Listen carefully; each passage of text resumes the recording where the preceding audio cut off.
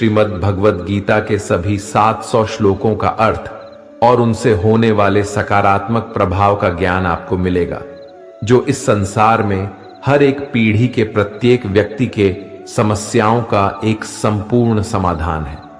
जब महाभारत के युद्ध क्षेत्र में अर्जुन युद्ध करने से घबरा जाते हैं, तो भगवान श्री कृष्ण ने अपने श्रीमुख से जिस शास्त्र का गायन किया वह है श्रीमद् भगवद गीता।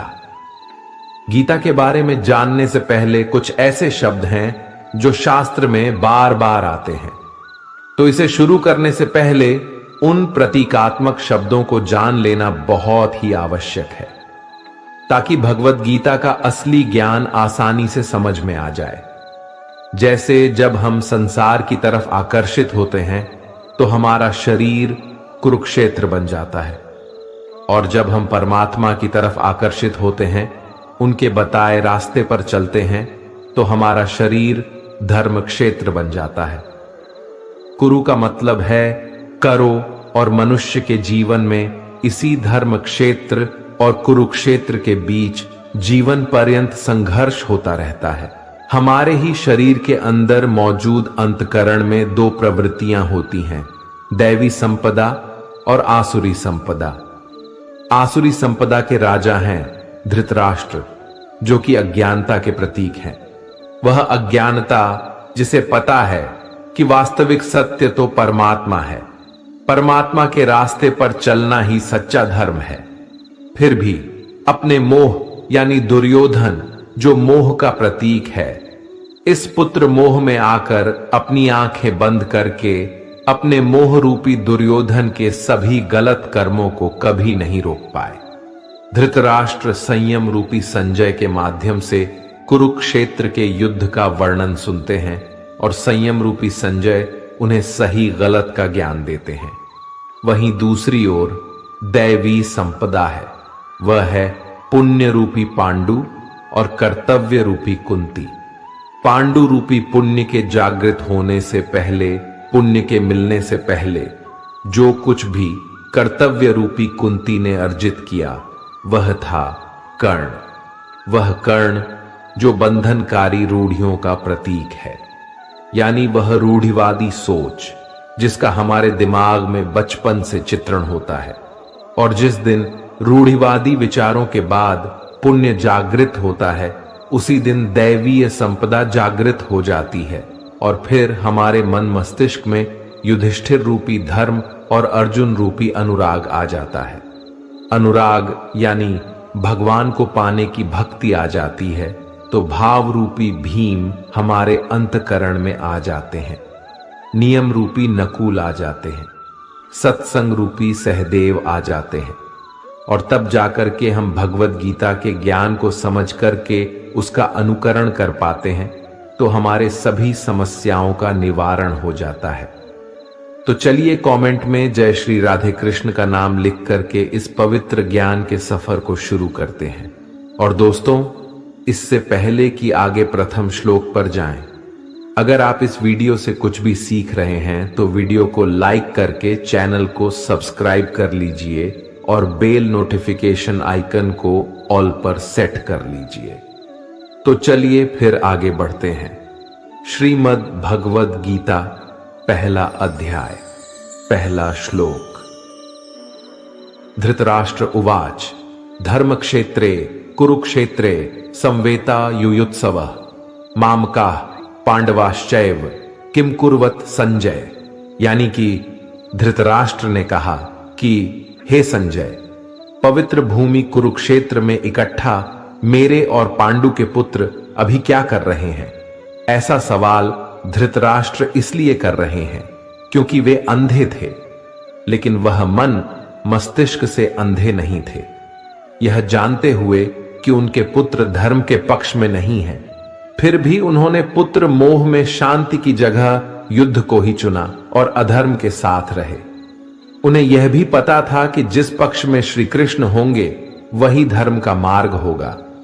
वह यह भी जानते थे कि इस युद्ध को जीतना आसान नहीं होने वाला, क्योंकि जब हम अपने जीवन में कुछ गलत करते हैं तो हम भी जानते हैं कि हमारे किए का नतीजा अच्छा नहीं हो सकता। बिल्कुल यही हाल धृतराष्ट्र का भी था, जिन्हें युद्ध के परिणामों का भय सता रहा था। श्रीमद् भगवद गीता का दूसरा श्लोक। संजय उवाच दृष्ट्वा तु पांडवानीकं व्यूढ़ं दुर्योधनस्तदा आचार्यमुपसंगम्य राजा वचनं ब्रवीत। अर्थात उस समय राजा दुर्योधन ने व्यूह रचना युक्त पांडवों की सेना को देखा और द्रोणाचार्य के पास जाकर यह वचन कहा। संजय ने कहा कि दुर्योधन पांडवों की सेना को देख रहे हैं। उन्होंने कहा कि वे गुरु द्रोणाचार्य को जाकर सब बता देंगे। संजय को दिव्य दृष्टि मिली हुई थी, क्योंकि वे युद्ध से दूर रहकर भी युद्ध देख सकते थे और जो वो देख रहे थे उसी को बता रहे थे। वह अपनी तरफ से कुछ भी नया नहीं कह रहे थे, बस युद्ध का हाल बता रहे थे। बिल्कुल वैसे ही जैसे आज हम क्रिकेट की कमेंट्री सुनते हैं। यह संजय की दैविक दृष्टि का ही कमाल था। तीसरा श्लोक। पश्यैतां पांडुपुत्राणामाचार्य महतीम चमूम व्यूढ़ाम द्रुपद पुत्रेण तव शिष्येण धीमता। अर्थात हे आचार्य, आपके मेधावी शिष्य द्रुपद पुत्र धृष्टद्युम्न के द्वारा व्यूहकार खड़ी की गई सेना को देखिए। आपका सबसे बड़ा बुद्धिमान शिष्य धृष्टद्युम्न, जो ध्रुपद का पुत्र है, उसी ने पांडु पुत्रों की इस बहुत बड़ी सेना के व्यूह का रचना की है। मित्रों, आपको बता दें कि व्यूह का रचना का अर्थ होता है कि सेना के सैनिक एक विशेष तरीके से खड़े होते हैं जिसके अंदर जा पाना आसान नहीं हो सकता, और अगर कोई इसमें कैसे भी करके चला भी जाए तो बाहर नहीं निकल पाएगा। और यही डर दुर्योधन को भी सता रहा था। मित्रों, चौथे, पांचवें और छठे श्लोक का भावार्थ ही एक साथ संपूर्ण पूरक अर्थ बनाता है। चौथा श्लोक। अत्र शूरा महेश्वासा भीमार्जुन समा युधि युयुद्धानो विराटश्च द्रुपदश्च महारथः। पांचवां श्लोक। धृष्टकेतुश्चेकितानः काशीराजश्च वीर्यवान पुरुजित कुंती भोजश्च शैब्यश्च नरपुंगवः। छठा श्लोक। युद्धामन्युश्च विक्रांत उत्तमोजाश्च वीर्यवान सौभद्रो द्रौपदेयाश्च सर्व एव महारथाः। मित्रों, इन तीन श्लोकों में दुर्योधन ने पांडवों की सेना के वीर योद्धाओं का नाम लिया है। दुर्योधन अपने सामने खड़ी सेना के योद्धाओं के बारे में द्रोणाचार्य से कहता है कि वे बड़े बड़े धनुष वाले हैं। युद्ध में भीम और अर्जुन के समान शूरवीर सत्य की महारथी राजा द्रुपद हैं, कृष्ण केतु हैं, बलवान काशीराज हैं, पुरोजित हैं, कुंती भोज हैं, मनुष्यों में सर्वश्रेष्ठ है, शैव्य हैं, योद्धा मन्यु है। पराक्रम में उत्तम पूजा सुभद्रा पुत्र अभिमन्यु एवं द्रौपदी के पांचों पुत्र सभी उपस्थित हैं। इस प्रकार शत्रु के बारे में सब कुछ जानना चाहिए, चाहे वह शत्रु हो या शत्रु की कोई समस्या हो। मित्रों, इससे हमें यह सीखने को मिलता है कि समस्या के हर पहलू को समझना चाहिए। समस्या के प्रत्येक हिस्से के बारे में जानकारी होना चाहिए। जिस तरह दुर्योधन अपने सामने खड़ी सेना का निरीक्षण कर रहे थे। सातवां श्लोक। अस्माकं तु विशिष्टा ये तान्निबोध द्विजोत्तम नायका मम सैन्यस्य संझार्थम तान ब्रवीमिते। अर्थात दुर्योधन ने आगे कहा, हे ब्राह्मणों में श्रेष्ठ, आपने पांडवों की सेना के योद्धाओं और उनके प्रमुखों के बारे में तो जान लिया, अब अपने पक्ष के प्रमुखों को भी समझ लीजिए। इस प्रकार शत्रु के सेना के बाद दुर्योधन अपनी सेना के प्रमुखों के बारे में गुरु द्रोणाचार्य को जानकारी देता है। यानी समस्या के बारे में सब कुछ जानने के बाद अपने पक्ष में विचार करने का समय आता है। दोस्तों, आपके पास क्या क्या मजबूत कड़ी है ये जानना बहुत आवश्यक है, ताकि आप उस समस्या पर विजय प्राप्त कर सकें। आठवां श्लोक। भवान भीष्मश्च कर्णश्च कृपश्च समितिंजयः अश्वत्थामा विकर्णश्च सौमदत्तिस्तथैव च। अर्थात हे द्रोणाचार्य, सबसे पहले आप पितामह भीष्म, कर्ण और संग्राम, विजय, कृपाचार्य, साथ ही अश्वत्थामा, विकर्ण और सोमदत्त का पुत्र भूरिश्रवा के बारे में जानिए। मित्रों, आज हम जोखिम लेने की जिस तरह से तैयारियां करते हैं, ठीक उसी तरह दुर्योधन भी दोनों सेनाओं के योद्धाओं से बात करते हुए युद्ध के लिए तैयार हो रहे थे।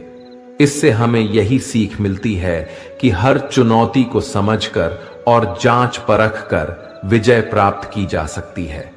हमें चुनौती से इतना परिचित होना चाहिए कि वह हमारे सामने कुछ अलग ना लगे, क्योंकि यदि कोई नया और आकस्मिक स्थिति आती है तो वह आपको हरा सकती है, चाहे वह युद्ध हो या चुनौती। 9वां श्लोक। अन्यच बहवः शूरा मदर्थे त्यक्त जीविता नाना शस्त्र प्रहरणा सर्वे युद्ध विशारदा।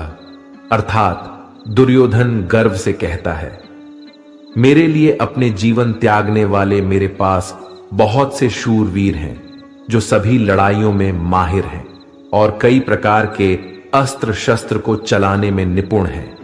इस प्रकार से दुर्योधन खुश हो रहा है।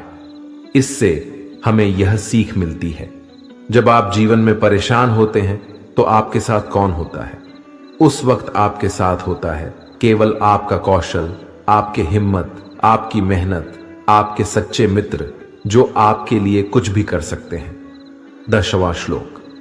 अपर्याप्तम तदस्माकम बलम भीष्माभिरक्षितम पर्याप्तम त्विदमे तेषाम बलम भीमाभिरक्षितम।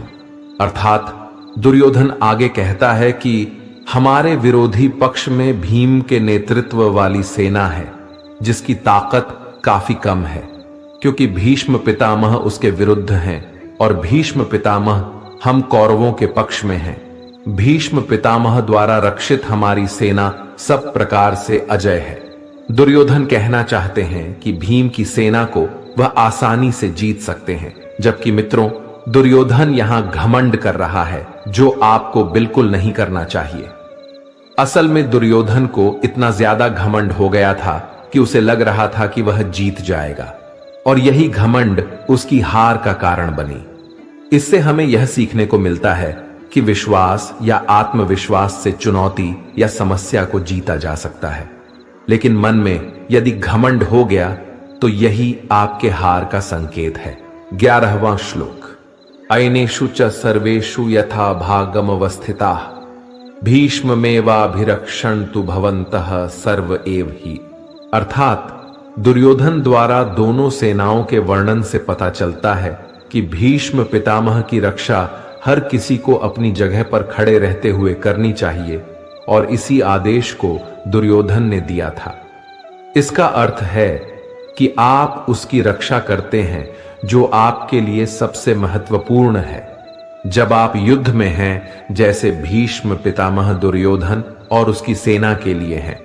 भीष्म पितामह की मृत्यु का अर्थ था युद्ध हार जाना। यदि वे जीवित रहते हैं, इसका अर्थ है कौरव हार नहीं सकते। इससे हमें यह सीख मिलती है कि किसी संकट के वक्त अपने अमूल्य चीजों को तब तक सुरक्षित रखना चाहिए जब तक कि उस संकट पर विजय प्राप्त न कर ले। 12वां श्लोक। तस्य संजनयन हर्षम कुरु वृद्धः पितामह सिंहनादम विनद्योच्चय शंख दधमो प्रतापवान। कौरवों में सबसे वृद्ध है, सबसे बड़े प्रतापी पितामह भीष्म ने उच्च स्वर में सिंह की दहाड़ की तरह ऐसा शंख बजाया, ऐसा युद्ध की उद्घोषणा की कि दुर्योधन हृदय से खुश हो गया।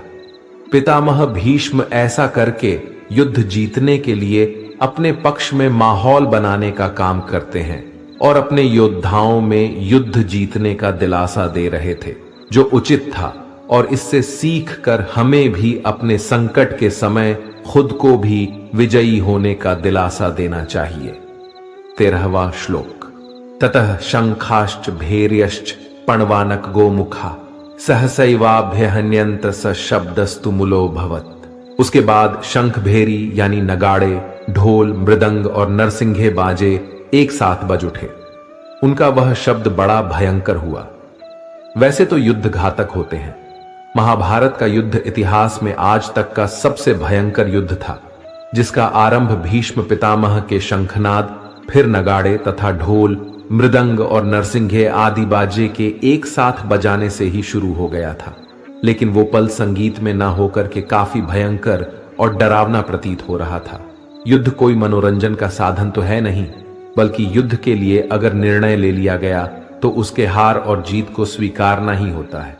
बिल्कुल उसी तरह हमारे जीवन में भी चुनौतियां आती हैं, लेकिन उन चुनौतियों से बिना घबराए उससे निपटने के लिए रणनीतियां बनानी होती है। 14वां श्लोक। ततः श्वेतैर्हयैर्युक्ते महति स्यन्दने स्थितो माधवः पांडवश्चैव दिव्यो शंखो प्रदध्मतु। अब पांडुपुत्रों की तरफ से युद्ध के लिए शंखनाद होना था। युद्ध की तैयारी के दौरान सफेद घोड़ों पर सवार श्री कृष्ण और अर्जुन ने भी अपने दिव्य शंख बजाए। हर पक्ष अपनी सेना पर विजय की आशा करता है। इससे यह सीखने को मिलता है कि जिस तरह से प्रचंड रूप से शंख बजाना अपने सैनिकों में जोश भर देता है, उसी तरह से हमें भी अपने जीवन में भी वे सभी सकारात्मक कर्म करने चाहिए जो हमें आत्मबल और मनोबल देते हों। 15वां श्लोक। पांचजन्यम ऋषिकेशो देवदत्तम धनंजय पौंड्रम दध्मो महाशंख भीम कर्मा वृकोदरः। पांचजन्य श्री कृष्ण के शंख का नाम है, देवदत्त अर्जुन के शंख का नाम है और पंड भीमसेन के महाशंख का नाम है। सभी ने अपने अपने शंख बजाए। इससे यह सीखने को मिलता है कि हमें भी अपने चुनौतियों से लड़ने के लिए शंख रूपी प्रेरणा स्रोत चुन करके युद्ध या चुनौतियों के लिए तैयार हो जाना चाहिए। कुछ के लिए ये प्रेरणा स्रोत संगीत हो सकते हैं, किसी के लिए भगवान को याद करना और किसी के लिए माता पिता का आशीर्वाद प्राप्त करना। 16वां श्लोक। अनंत विजयम राजा कुंती पुत्रो युधिष्ठिरः नकुलः सहदेवश्च सुघोष मणिपुष्पको। यानी अनंत विजय नाम का शंख पांडवों में सबसे श्रेष्ठ भाई युधिष्ठिर, सुघोष नाम का शंख नकुल और मणिपुष्पक नाम के शंख सहदेव ने बजाया। मित्रों, प्रेरणा स्रोत तो सबको चाहिए, क्योंकि सभी अपने अपने तरीके से युद्ध जीतने के लिए अपना अपना प्रयास करते हैं। 17वां श्लोक। काश्यश्च परमेश्वास शिखंडी च महारथ धृष्टद्युम्नो विराटश्च सात्यकिश्च पराजितः। 18वां श्लोक। द्रुपदो द्रौपदेयाश्च सर्वशः पृथिवीपते सौभद्रश्च महाबाहु शंखान दद्मुः पृथक पृथक। संजय ने धृतराष्ट्र से कहा, हे राजन, श्रेष्ठ धनुष वाले काशीराज और महारथी शिखंडी तथा धृष्टद्युम्न एवं राजा विराट और अजय सात्यकी, राजा द्रुपद और द्रौपदी के 5 पुत्र और लंबी लंबी भुजाओं वाली सुभद्रा पुत्र अभिमन्यु, इन सभी ने सब ओर से अलग अलग अपने अपने शंख बजाए।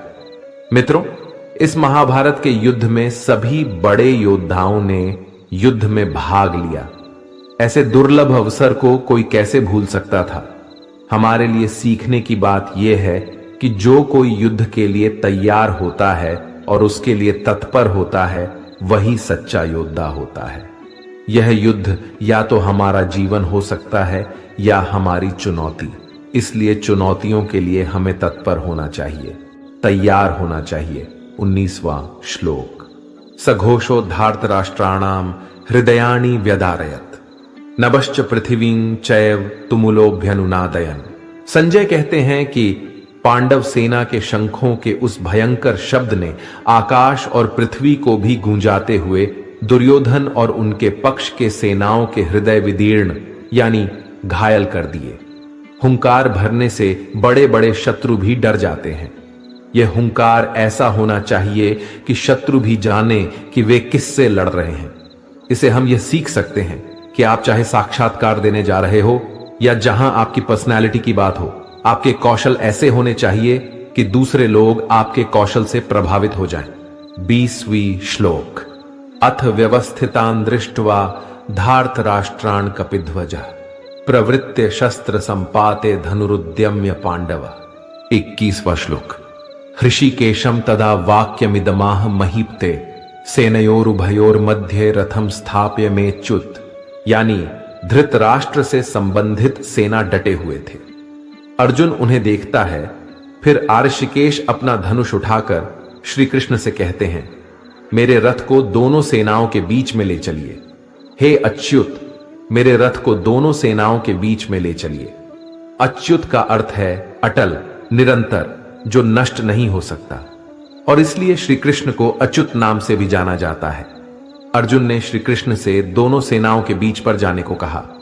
अर्जुन ने श्री कृष्ण को चुना क्योंकि वह जानता था कि भगवान साक्षात उनके साथ हैं, धर्म उसके साथ है, और वह कभी हार नहीं सकता जिसके पक्ष में धर्म होता है। 22वां श्लोक। यावदेता निरीक्षे हम योद्ध कामानवस्थितान कैर्मया सह योद्धव्यमस्मिन रण समुद्य में। अर्जुन ने श्री कृष्ण से कहा, हे श्री कृष्ण, मैं इस युद्ध में किन किन योद्धाओं के साथ युद्ध करने के लिए योग्य हूं? जब तक मैं युद्ध क्षेत्र में डटे हुए शत्रुओं को पूरी तरह से देख ना लूं, तब तक इस रथ को यहीं मध्य में खड़े रखिए। दोस्तों, आज के जीवन में यह सबसे महत्वपूर्ण ज्ञान है। किसी भी प्रकार के युद्ध रूपी व्यवसाय हो या कोई समस्या हो, लेकिन आप दोनों पक्षों में बीच में जाकर उस समस्या की वास्तविक स्थिति जान सकते हैं। इसीलिए हमें भी अपने समस्या के मध्य में खड़े होने चाहिए और निर्णय लेने से पहले उसे ठीक से देखना और परखना चाहिए। 23वां श्लोक। योत्स्यमानानवेक्षेहम य एतेत्र समागता धार्तराष्ट्रस्य दुर्बुद्धे युद्धे प्रिय चिकीर्षवः। यह युद्ध दुर्योधन की जिद के कारण हुआ था, इसलिए अर्जुन दुर्योधन को दुर्बुद्धि यानी कि मूर्ख कहता है। महाभारत के युद्ध में कौन कौन से राजा दुर्योधन का साथ देने आए हैं, उन्हें अर्जुन देखना चाहते हैं। यह जरूरी नहीं कि आपका शत्रु सही हो, शत्रु शायद गलत तरीके से आपसे युद्ध में जीतना चाहता हो। इसलिए अर्जुन अपने सारथी श्री कृष्ण से दोनों सेनाओं के बीच में अपने रथ को ले जाने के लिए आग्रह करता है। इस प्रकार युद्ध की शुरुआत तभी करनी चाहिए जब आप अपने शत्रु को अच्छे से जांच परख चुके हों। 24वां श्लोक। संजय उवाच एव मुक्तो हृषीकेशो गुडाकेशेन भारत सेनयोरुभयोर्मध्ये स्थापयित्वा रथोत्तमम्। 25वां श्लोक। भीष्म द्रोण प्रमुखतः सर्वेषां च महीक्षिताम् उवाच पार्थ पश्यैतान् संवेतान् कुरुनिति।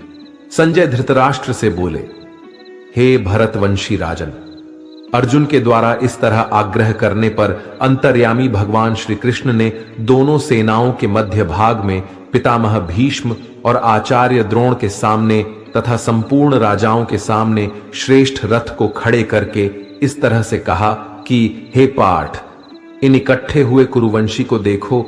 पाठ नाम से अर्जुन को श्री कृष्ण संबोधन कहते हैं। वह पाठ जो अब कुछ समय बाद शंकाओं में घिरने वाला होता है।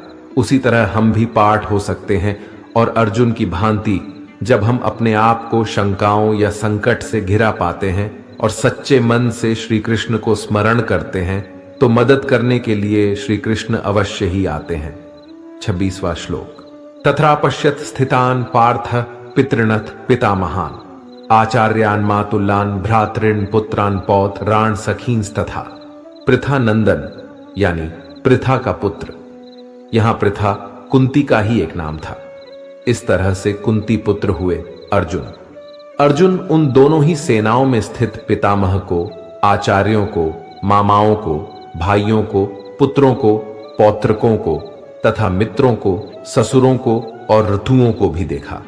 यानी सेनाओं के मध्य में उपस्थित ताऊ, चाचा, दादा, परदादा, गुरु, मामा, भाइयों, पुत्रों, पोतों को देख रहे हैं। इसलिए महाभारत के इस धर्म युद्ध में समस्त परिवार के सदस्यों के बीच एक बड़ा संकट होता है। समस्त परिवार के सदस्यों के बीच समझौता होना होता है कि वे किसके साथ हों। क्या वे अर्जुन के साथ हैं या कौरव के साथ हैं? 27वां श्लोक। श्वशुरान सुहृदश्चैव सेनयोरुभयोरपि तांसमीक्ष्य स कौन्तेयः सर्वान् बंधून् अवस्थितान्। पांडव पुत्रों और धृतराष्ट्र पुत्रों के साथ पूरे जीवन अर्जुन ने अपने मित्रों को, सूर्यदेव को देखा और सोचा, सभी सगे संबंधी एक ही तो हैं, पर ये सभी दो पक्ष में बंटे हुए हैं। अर्जुन हर किसी से लड़ाई तो नहीं करना चाहता था, लेकिन वे युद्ध में शत्रु थे और उसे उनके साथ लड़ना था। 28वां श्लोक। कृपया पर्याविष्टो विषीदन्निदमब्रवीत्। अर्जुन उवाच दृष्ट्वेमं स्वजनम कृष्ण युयुत्सुम समुपस्थितम। अर्जुन के सामने उसके करीबी ही खड़े थे। अर्जुन के विरोधी पक्ष में उनके चचेरे भाई पितामह भीष्म आदि सभी अपने लोग ही उसके सामने थे, जिसके प्राण अर्जुन को लेने थे। इसलिए अर्जुन अज्ञानता में करुणापूर्ण होकर श्री कृष्ण से अपने मन की दुविधा को बताता है, और यहीं से अर्जुन के विषाद यानी कि उसके मानसिक दुविधा की शुरुआत होती है, जिसे अर्जुन विषाद कहा जाता है। और इसलिए संपूर्ण गीता की रचना की गई। वह गीता जिसमें श्री कृष्ण के मार्गदर्शन द्वारा अर्जुन के मानसिक दुविधाओं का अंत होता है, और जो हर पीढ़ी के लिए एक बहुत ही महत्वपूर्ण हो जाता है। 29वां श्लोक। सीदंति मम गात्राणि मुखम च परिशुष्यति वेपथुश्च शरीरे में रोमहर्षश्च जायते। हमारे लिए युद्ध की बातें करना तो आसान लग सकता है, लेकिन युद्ध को करना आसान नहीं होता। महाभारत के युद्ध में अर्जुन के सामने तो अपने थे, इसलिए अर्जुन के लिए यह युद्ध और भी मुश्किल लग रहा था। इसलिए अर्जुन कहते हैं, हे श्री कृष्ण, मैं अपनों को देखकर टूट रहा हूं। जैसे मेरे अंगों में बल हो ही ना, और चेहरा सूख रहा है तथा मेरा शरीर कांप रहा है। मित्रों, बिल्कुल वैसे ही जब हमारे जीवन में युद्ध रूपी परीक्षा की घड़ी आती है तो हम भी घबरा जाते हैं, और उस वक्त हमें भगवत गीता के श्री कृष्ण के मार्गदर्शन बहुत काम आते हैं। 30वां श्लोक। गांडीवम स्रंसते हस्तात्वक्चैव परिदह्यते न च शक्नोम्यवस्थातुम ब्रह्मतीव च मे मनः। इसमें अर्जुन अपनी पीड़ा व्यक्त कर रहे हैं। अर्जुन का गांडीव धनुष गिर रहा है, उनकी त्वचा जल रही है और मन अत्यंत विचलित हो रहा है। इसलिए उन्हें महसूस हो रहा है कि वह खड़े नहीं हो सकते। अर्जुन का दुख और हमारी दुविधाएं एक तरह से सेम हैं, क्योंकि जब हम स्वयं को समस्याओं से घिरा पाते हैं या हमें किसी चुनौती का सामना करना होता है, चाहे वह कोई परीक्षा हो, व्यापार हो आदि, हम अपने आप को अर्जुन की तरह ही महसूस करते हैं। 31वां श्लोक। निमित्तानि च पश्यामि विपरीतानि केशव न च श्रेयोनु पश्यामि हत्वा स्वजनमाहवे। अर्जुन, जो संसार का सबसे बड़ा योद्धा था, वह युद्ध से पहले हताश था और उसका मुंह सूखा जा रहा था और उसे लग रहा था कि वह हार जाएगा। संपूर्ण सृष्टि अब खत्म हो जाएगी। आंखों के आगे अंधकार सा लग रहा था। ऐसी स्थिति भी हमारे जीवन में भी किसी समस्या या चुनौती के वक्त आती है, और उस वक्त एक मार्गदर्शक की आवश्यकता महसूस होती है कि कोई तो बस बेड़ा पार करा दे। इसलिए अर्जुन श्री कृष्ण से सवाल करता है कि हे माधव, इस युद्ध में अपनों को मारकर मुझे क्या मिल जाएगा। 32वां श्लोक। न काले विजयम कृष्ण न च राज्यम सुखानि च किन्नो राज्येण गोविंद किम भोगैर जीवितेन वा। अर्जुन कहते हैं कि हे श्री कृष्ण, मैं ना तो जीत की इच्छा रखता हूं और ना ही राज्य की आवश्यकता है मुझे, और ना ही मुझे सुख की तलाश है। हमारे लिए ऐसे राज्य का क्या उद्देश्य है, और इस तरह के भोगों और जीवन से क्या लाभ हो सकता है। इस विचार में अर्जुन बहुत डर और घबराहट में हैं, और वे तैयार हैं सब कुछ त्याग देने के लिए, क्योंकि उन्हें धन संबंधी दुनिया से कुछ भी नहीं चाहिए। वे इतने भयभीत और घबराए हुए हैं कि वे केवल इस युद्ध से बचने की इच्छा रखते हैं, और वे चाहते हैं कि इस दुनिया के हर खुशी को छोड़कर सिर्फ इस समय इस युद्ध से कैसे भी करके बच सकें। हमें इन लक्षणों को समझने का प्रयास करना चाहिए, ताकि हम भी उनकी तरह कृष्ण के उपदेशों का पालन कर सकें। 33वां श्लोक। ये शामर्थे काक्षितम नो राज्यम भोगाः सुखानि च त इमेव स्थिता युद्धे प्राणान् त्यक्त्वा धनानि च। अर्जुन के मन में यह दुविधा होती है कि हम वे लोग हैं जो अपनों के लिए राज्य, भोग, सुख और अन्य ऐसी इच्छाएं रखते हैं, और आज हम इन सभी धन और जीवन की आशा को त्याग कर युद्ध में खड़े हैं। हमारा सारा काम, सभी लाभ, सभी सुख, शांति और भागदौड़ सिर्फ और सिर्फ हमारे अपनों के लिए ही तो होता है, और यहां इस रणभूमि में हमें अपनों को ही मारना पड़ेगा और वही दूसरी ओर हमारे अपने ही मुझे मारने के लिए खड़े हैं। इससे बड़ी क्या दुविधा हो सकती है? इस दुनिया का क्या महत्व ही रह जाता है? इस तरह से बोलकर अर्जुन अपने मन की बात श्री कृष्ण से बताते हैं। 34वां श्लोक। आचार्य पितरः पुत्रास्तथैव च पितामहा मातुलः श्वशुराः पौत्राः श्यालाः संबंधिनस्तथा। 35वां श्लोक। एतान्न हन्तुमिच्छामि न तोपि मधुसूदन अपि त्रैलोक्य राज्यस्य हेतो किम नु मही कृते। अर्जुन कहते हैं, हे मधुसूदन, आचार्य पिता पुत्र और उसी प्रकार पितामह मामा ससुर पौत्र साले तथा अन्य जितने भी संबंधी हैं, अगर यह मुझ पर प्रहार भी करते हैं फिर भी मैं इनको मारना नहीं चाहता। मुझे त्रिलोकी का राज्य भी मिलता हो तो भी मैं इनको मारना नहीं चाहूंगा। फिर जमीन के एक छोटे से टुकड़े के लिए इन्हें क्या ही मारूं। 36वां श्लोक। निहत्य धार्तराष्ट्रान्नः का प्रीतिः स्यात् जनार्दन पाप में वाश्रेदस्मान त्वैतानातताइनः। अर्जुन आगे कहते हैं, हे जनार्दन, इन धृतराष्ट्र संबंधियों को मारकर हम लोगों को क्या प्रसन्नता होगी? इन आतताइयों को मारने से तो हमें पाप ही लगेगा। आतताई का अर्थ होता है आग लगाने वाला या विष देने वाला या जमीन छीन लेने वाला या धन हरने वाला। आगे अर्जुन कहते हैं, शत्रु पक्ष में चाहे आतताई बुरे ही लोग क्यों ना हो, लेकिन हैं तो अपने ही। अपनों को मारकर, अपनों को दुख देकर केवल पाप ही तो मिलेगा। मित्रों, इस युद्ध का कारण कौरवों का लालच ही था, जिसके कारण भाई भाई एक दूसरे से लड़ने को खड़े थे। लालच हमेशा बुरे परिणामों को जन्म देती है और इसीलिए अंततः कौरवों की हार हुई। इसलिए लालच हमें कभी नहीं करना चाहिए। 37वां श्लोक। तस्मान्नार्हा वयम हन्तुम धार्तराष्ट्रान् स्वबान्धवान् स्वजनम हि कथम हत्वा सुखिनः स्याम माधव। अर्जुन पूछते हैं कि हे माधव, हम अपने ही भाइयों धृतराष्ट्र के पुत्रों को मारने के लिए हम योग्य नहीं हैं, क्योंकि हम अपने ही परिवार को मारकर कैसे खुश होंगे। महाभारत का नाम धर्म युद्ध इसलिए तो पड़ा क्योंकि यहां अपनों के बीच में युद्ध हुआ। मित्रों, जब आप लालच के कारण किसी विवाद में फंसते हैं तो अर्जुन की तरह उस स्थिति को ठंडे मन से विचार करके देखें और देखिए कि दुनिया का सबसे बड़ा संघर्ष करने के बाद भी किसने क्या पाया। 38वां श्लोक। यद्यप्येते न पश्यन्ति लोभोपहत चेतसः कुलक्षय कृतम दोषम मित्रद्रोहे च पातकम। 39वां श्लोक। कथम न झेयमस्माभिः पापादस्मा निवर्तितुम कुलक्षय कृतम दोषम प्रपश्यद्भिर्जनार्दन। अर्जुन ने इन 2 श्लोकों में अपने मन की दुविधा को बताया है। अर्जुन कहता है कि हे माधव, आपका शत्रु किसी भी बुराई को किसी भी हद तक करने को तैयार है। ये लोभ से भ्रष्ट हुए दुर्योधन आदि अगर हमें मारकर अपने कुल को समाप्त करता है या अपने मित्रों से जो द्वेष करता है तो इससे होने वाले पाप से वह अज्ञान है।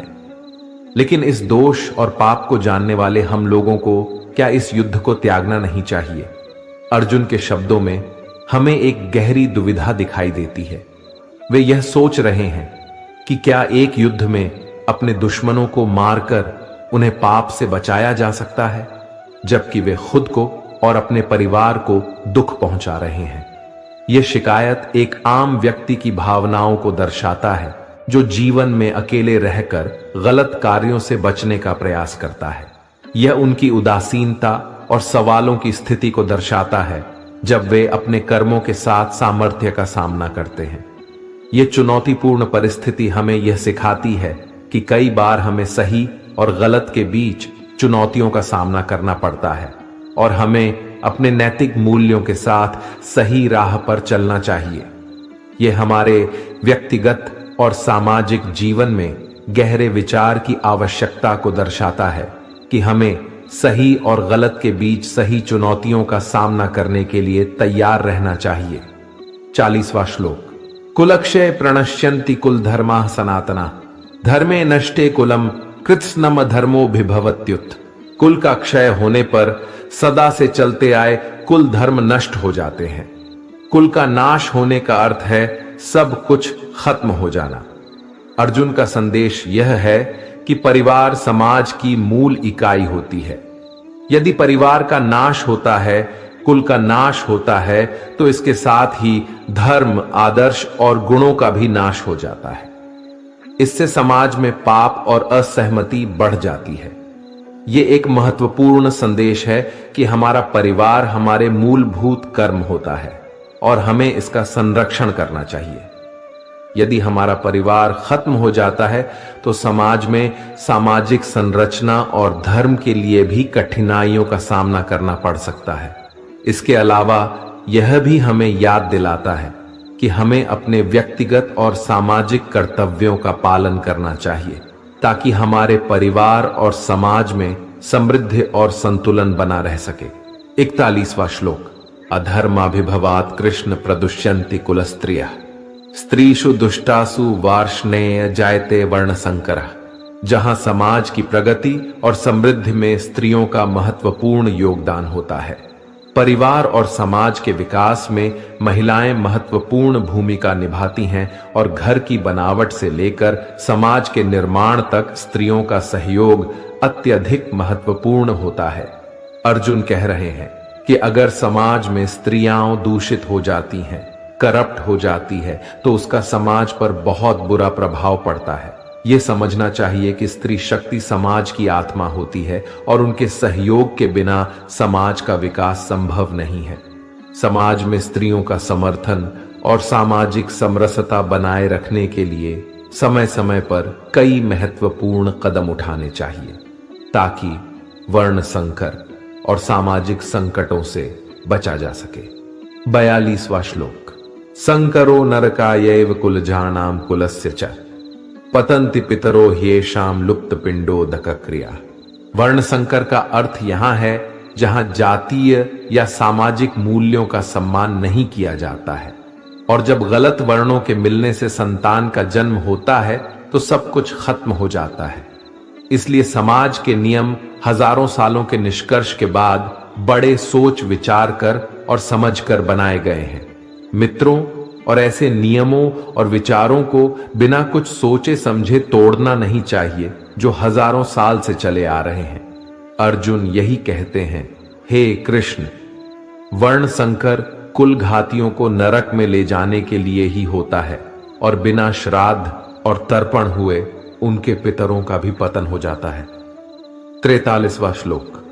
दोषैरेतः कुलजानां वर्ण संकर कारकै उत्साद्यन्ते जाति धर्मा कुल धर्माश्च शाश्वता।